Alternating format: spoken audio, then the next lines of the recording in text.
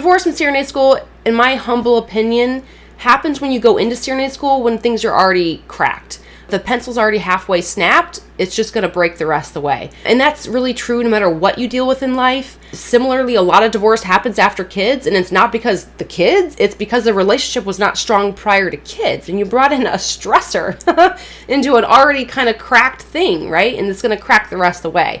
So CRNA school is no different. It's just a stressor. It's not the fact that you're in CRNA school.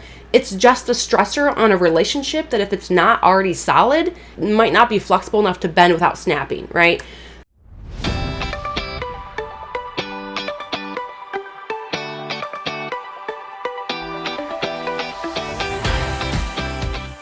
Well, hello, future CRNA. In today's episode, we're going to talk about, can your marriage or your relationship survive CRNA school?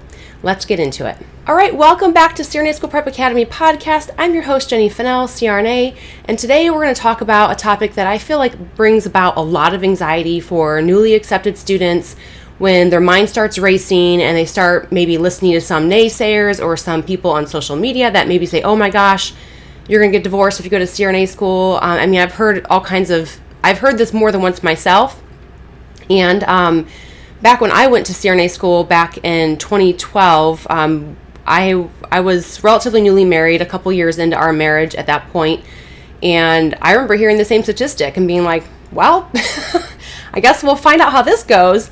And while it was intimidating, I equally felt like, now granted, when I had gotten married in 2010, I had been with my then husband since 2004. So we had been dating for 6 years prior to getting married. We went through all of college together, which, was, it's college.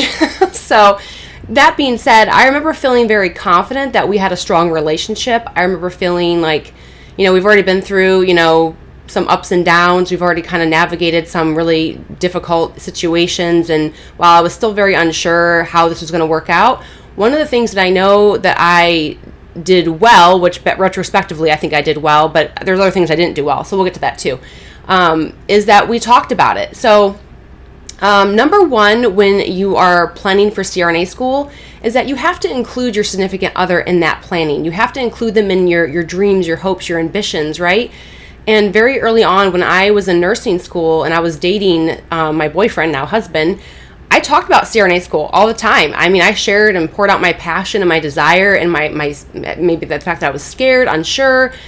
He knew from the very beginning when he started dating me that was my mission, that was my goal for the most part. Obviously, when we first met, I didn't know about CRNA, but probably a couple years into our relationship, I started getting obsessed with CRNA. And so he kind of understood very early on when we were just dating that this was the path that I was going to take, that he'd be along for the ride, if we were to stay together. So all that being said, it was a very long conversation. That was 2006. I started school in 2012. So that's a big window of knowing what's coming. And now I know not all of you probably have that large window because maybe you just started dating someone, or maybe you only have a few years of a history. Now you're married and maybe you're just now starting to share and open up about some of your career ambitions, or maybe you just decided CRNA, so it's a brand new thing, but you want to apply soon and get the ball rolling. So not everyone's going to have the luxury of a 4-year buildup, essentially prior to applying and getting into CRNA school. So, but that's like kind of the number one piece that I want you to be aware of when you're trying to prepare your relationship for CRNA school is you have to start the conversation as early as it comes to mind. Even if you're not sure, talk about the fact that you're unsure. If anything, like your significant other knows you better than anyone for the most part. And if you're not sure about CRNA, they're going to give you a lot of good insight as to whether they think that you're right or you're wrong as far as whether it's a good fit for you. Talk about your whys and why you think it is a good fit. They would give you, loving advice to help guide you down the right path. Now, that being said, I've also kind of heard other conflicting things when it comes to relationships and pursuing CRNA. And I'm not trying to be sexist, so please don't take it that way. I'm just speaking from myself being a female and also equally navigating this with my own husband, in the sense that I think sometimes male counterparts, or maybe depending on how your relationship is structured, your other counterpart may feel threatened by you becoming quote unquote the breadwinner, right? Like someone who's going to make the more money in the relationship. Now, I hate this. I hate that it's like a stigma that kind of just has lasted for generations and generations. To me, it's silly. I didn't grow up in a household like that myself. In fact, I grew up in the opposite household where it was actually my mother who was the breadwinner. And so for me, I was just like, yeah, I'm going to nail this. I'm going to make money. And it wasn't about making more, but it was just about feeling secure and feeling like, I would be able to support the family if I wanted to. And again, my ambitions were always to work part-time and be more present as a mother, which is what I always wanted. So again, it wasn't really about money, but I equally knew that if I had to, if we were in a situation where we were hurting, I could work full-time and I could work overtime and make a substantial amount of money, right? So all that being said, have these money discussions, because money makes people do weird things. I don't know if you've noticed yet in your life, but I'm sure you have. Money is just a weird topic for some people. Some people don't like talking about it. And you guys, this could be cultural, right? This could be how you grew up. I mean, I know for me, some of my money issues is 100% because of how I grew up and how I saw my parents argue over money or struggle with having enough money for what I'd call necessities, right? And being told, no, we can't afford to buy new school clothes, or, we have to go to the dollar store or the Goodwill to find things for your school supplies because we can't afford to go get them. So if you struggled with money growing up, know that you probably have some psychological money issues that you're going to have to probably deal with, and significantly deal with them if it comes from your significant other, right? So maybe it's not you, maybe it's how your significant other or your husband grew up, and that's a fear, a huge entire fear that is grounded in the fact that maybe they struggled as a child in that family dynamic relationship with money, and now they're terrified of you taking on all this debt because they have an experience that really left them kind of with like an icky taste, right? So have these money discussions early on about what it's going to take to go back to CRNA school as far as financial obligations, what it's going to look like after CRNA school, and again, I know for me, and I'm speaking for myself only, but I'm sure others can relate. My husband kind of felt like, not intimidated, I don't know if that's a good word, but I remember him more than once saying that how he kind of felt kind of bad about himself, knowing that he wasn't going to be able to make as much money as I could.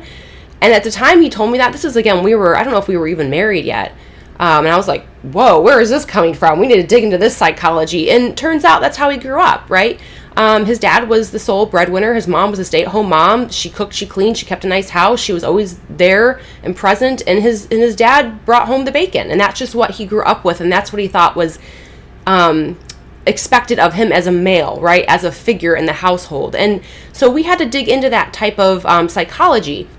And like I spoke to, I grew up in an opposite situation where it was more my mother who kind of was the glue of the family, right? And so, while my dad did contribute, he went through several years of issues, and so he wasn't necessarily making money. In fact, he was probably doing the opposite. He's probably spending the money inappropriately. So that being said, family dynamics are huge as children and what you grew up with, and you bring that into your future marriages and relationships. So you have to discuss this openly and hash out all the fears and all the worries and all the concerns, and equally, like if it's a threat, more of like I'm not going to be the breadwinner, talk about that. And I know for me, and this is speaking from my own experience, but for me, it was about reassuring my husband that it didn't change the way I felt about him. It didn't change the way I valued our love and our marriage, that this was a partner relationship, that I saw this as a win-win 50-50 situation where we're both equally contributing. No matter what the number was, it didn't matter. It just mattered that we were both trying to contribute, right? And so having that conversation where it wouldn't change your affection, your love, how much you value them, how much you view them in the relationship and in the family. And having that conversation can alleviate that fear of what if I'm not seen as enough, right? And that's ultimately what it comes down to. That's a fear of not being enough. And so those can be tackled by good communication and really having heart-to-hearts with your significant other from the very beginning. So open communication, I don't know if you've got that vibe, but that's the number one step when preparing your marriage or your relationship for CRNA school, is really open communication. And sometimes money tends to be what a lot of people are scared of. And then secondly, ask them how they feel about it, right? And don't, not in a sense that you need their permission for the most part, but in a sense that you care about their opinions, right? I'm not saying that you need to ask for permission. I mean, I sure as heck don't feeling like I need to ask for permission, because I should do what I want, right? So it's not about that. It's about, how do you feel about this? And then dig into if there's any like limiting beliefs that they may have about it. That's when you can have these open discussions and alleviate those fears right in the open. And so again, how do they feel about it?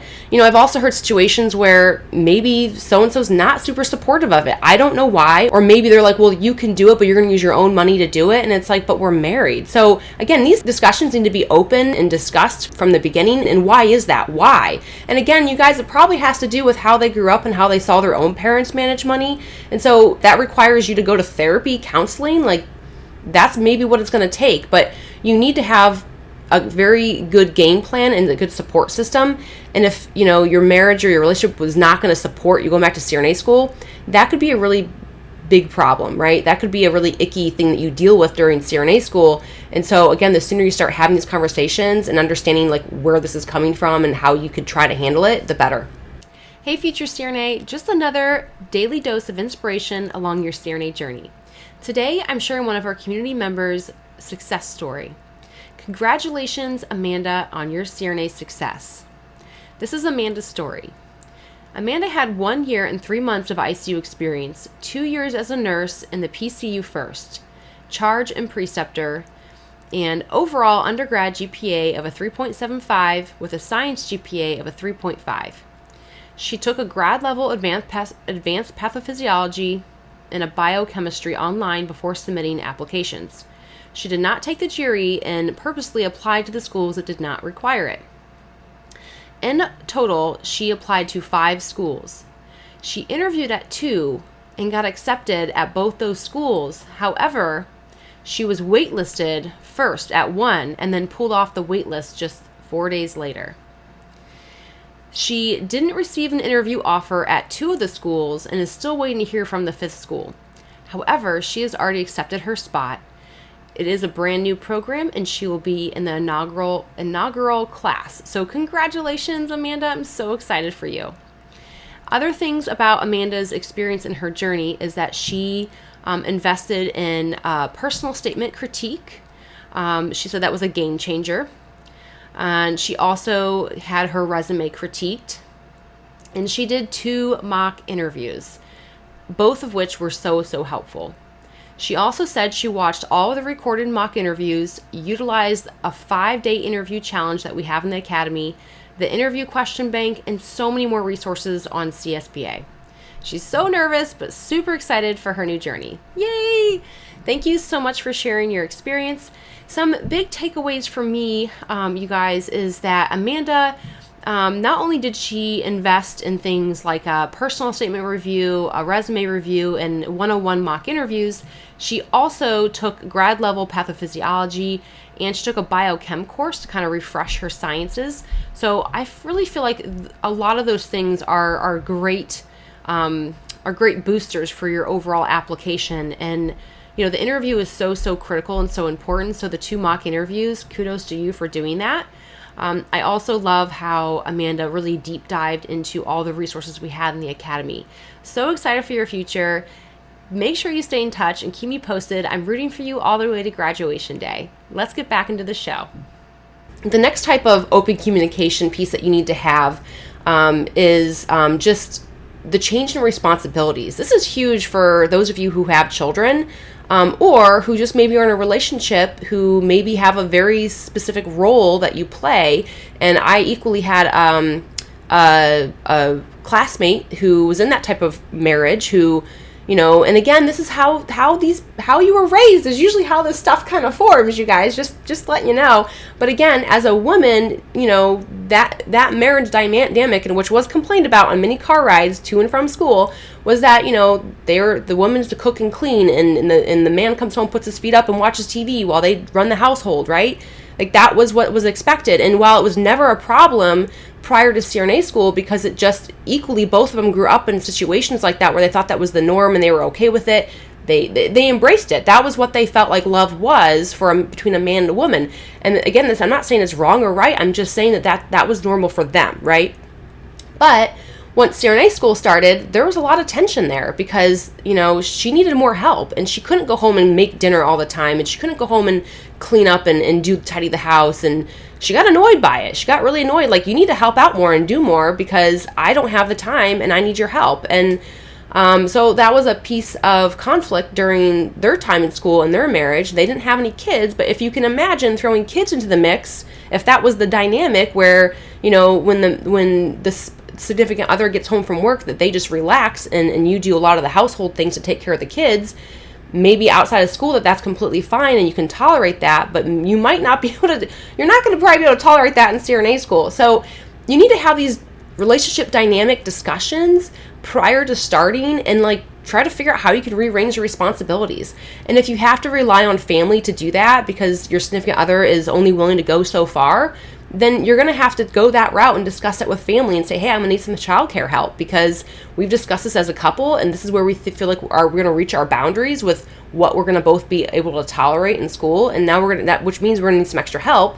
So again, having these early on. And I know for me, this is where I don't think I did a great job because I think a lot of it is you just don't really know. I think you kind of have an idea of how much time it's going to take, but you're you really don't know until you're in it, and you're boom, whoa, this is a lot, but that being said, I remember asking, my husband at the time to step it up, right? To vacuum, to clean, to grocery shop, to plan, to do the laundry, put away the laundry. I asked him to do all those things, and it was never a complaint, never a peep, and thank the Lord he's still like that today. But even back then, we didn't have any children. We had a little dog. I had him take my car and get it tuned up for me at time to time, hey, do this, do that. I kind of was just I need help with this, I need this, I need this, I need this. And he was always okay. And, but again, going into CRNA school, he kind of understood that I was going to probably be more demanding. But that being said, I think nature of our relationship was that I was already kind of demanding prior. So I was always, our dynamic was already such that, I typically am very vocal about what I need and what I want. And so there's no rock left unturned. I'm very here's what it is. This is black and white. This is what I need. This is what, and so I'm very open in this. So we kind of had the openness going in. But yeah, and then his disposition is that he doesn't see that as barking demands. He doesn't get offended. He doesn't see that as me being controlling. He's just laid back, which again is really, I love, he's type B, I'm type A. But that being said, not everyone's going to have that dynamic. So if you think by giving commands or asking for things is going to cause some tension in your relationships, and then going to say, well, you're being too demanding, or you're, gosh forbid they start using cuss language, which again, to me is 100% no in my book.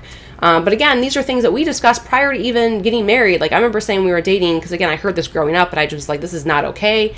Don't ever cuss at me. Don't ever say the F word to me. Don't ever call me the B word. Don't ever. And I would never do it to you. And that's a mutual thing. But again, every relationship's different. For me, that was a no tolerance kind of factor, but we discussed that prior to getting married. And he reassured, essentially by dating, I got reassured that he isn't like that. And he didn't grow up in a household like that. I grew up in a household like that. But that being said, it left kind of a situation on my brain where I'm this pain point that I remember that I'm I don't ever want to do that. It hurts to even reflect back on it. So that being said, have these, get to know who you are, what your relationship dynamics are, and if it's going to cause a major disruption in your routine, you're going to have to face it and figure out what's going to work for you and your significant other. All right, the third thing that you're going to have to discuss and really make a point to do is set aside some personal time. It's not going to be as much as probably what you're used to, and that needs to be discussed, but you do need personal time. And not just personal time, you need personal time, right? For yourself, right? But you need couple time.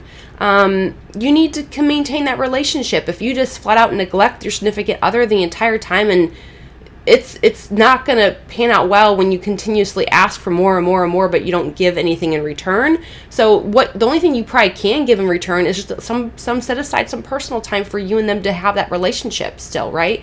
So for us, it looked like watching a Netflix movie on the weekends, right? We would still make time to at least get that done. we didn't go out often. We never went out to eat unless we were being taken out to dinner by our parents because we couldn't afford it.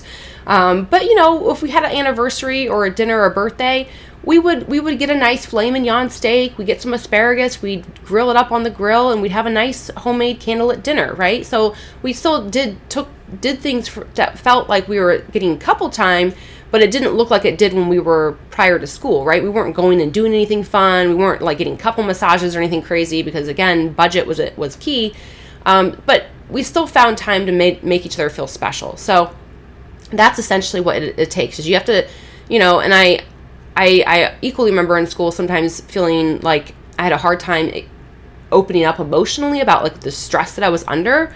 And so that sometimes can build to a disconnect between me and my husband, not in a way that like, it was more of a, like, he didn't see it coming, right? Where I'd be like, ah, and I'd explode and I'd just cry and be like, oh my gosh, what the heck?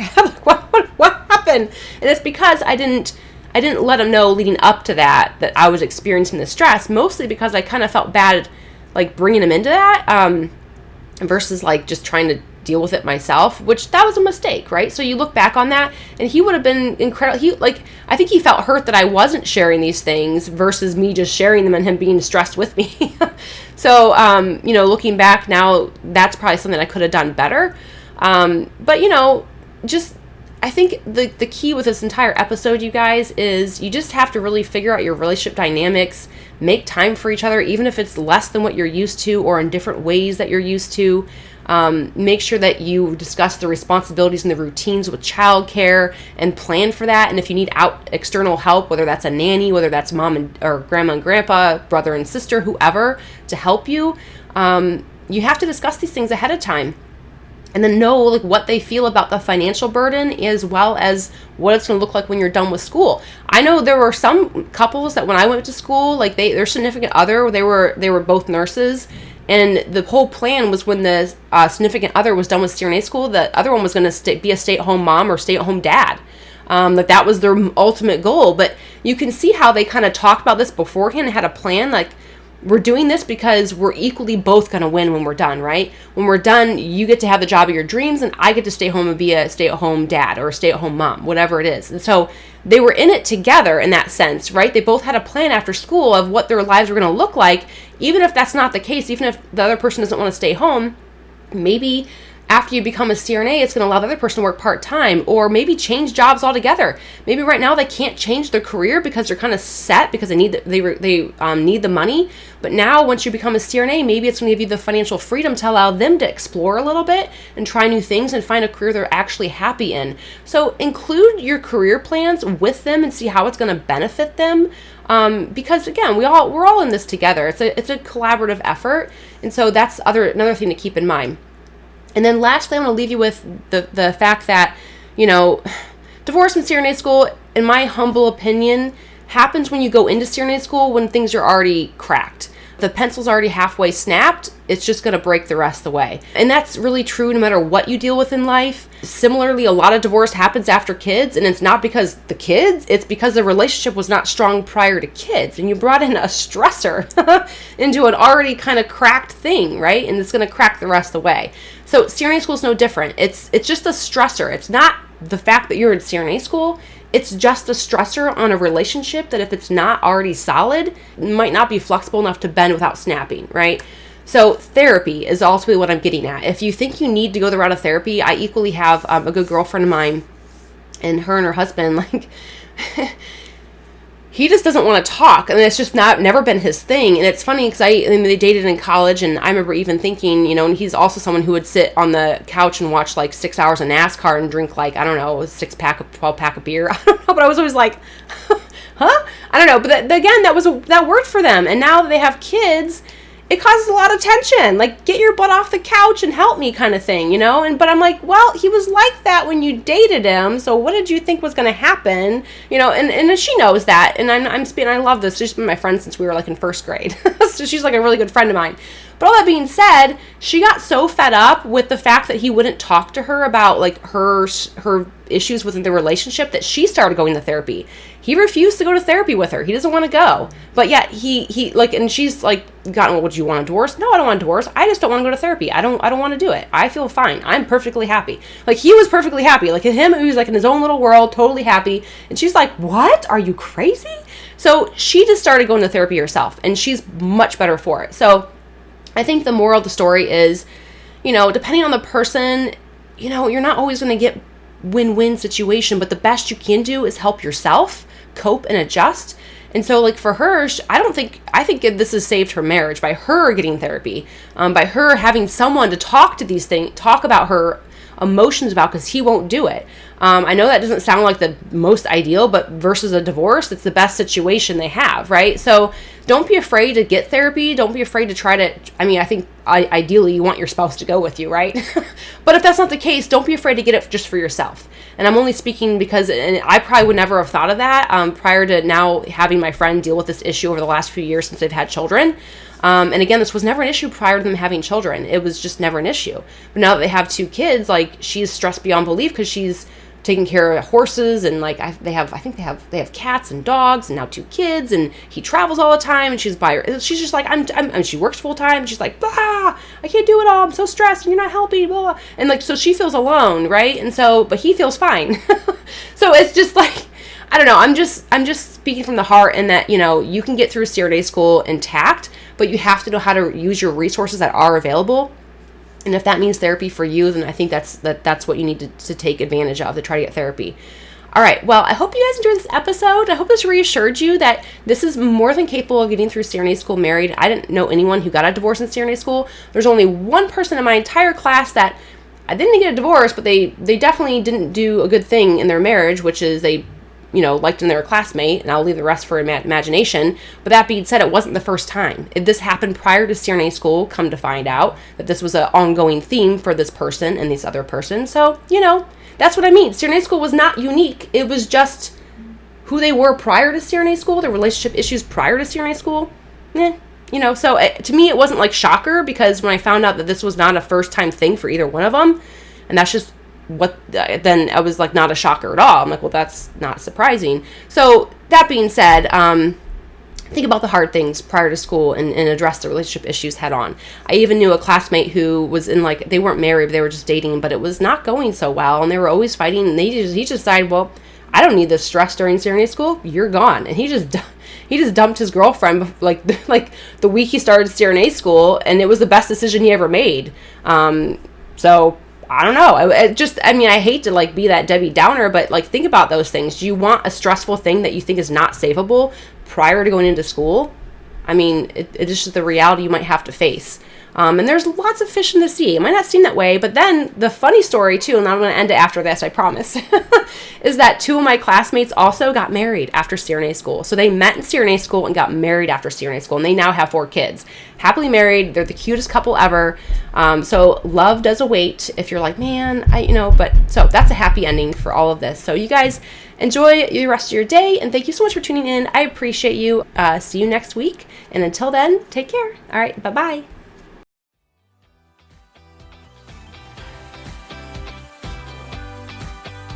Hey, future CRNA, as always, I appreciate you and your loyalty. Thank you so very much for tuning in this week. I'd love to hear from you, so screenshot this episode and share it to your IG stories with your biggest takeaway. Don't forget to tag me at CRNA School Prep Academy so I can personally thank you. Be sure to head over to CRNASchoolPrepAcademy.com to check out our blog and gather free resources to help you along your CRNA journey. Stay strong, and I'll see you next week.